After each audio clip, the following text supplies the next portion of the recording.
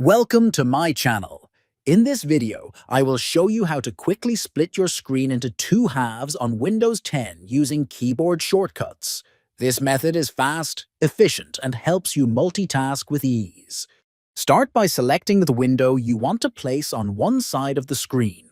Click on it to make sure it is active.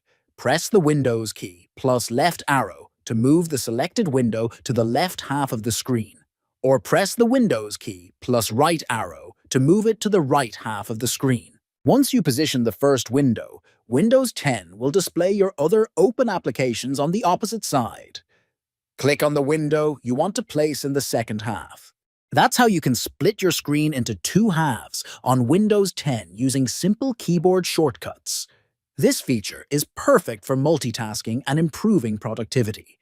If you found this video helpful, don't forget to like, subscribe, and leave a comment. Thanks for watching.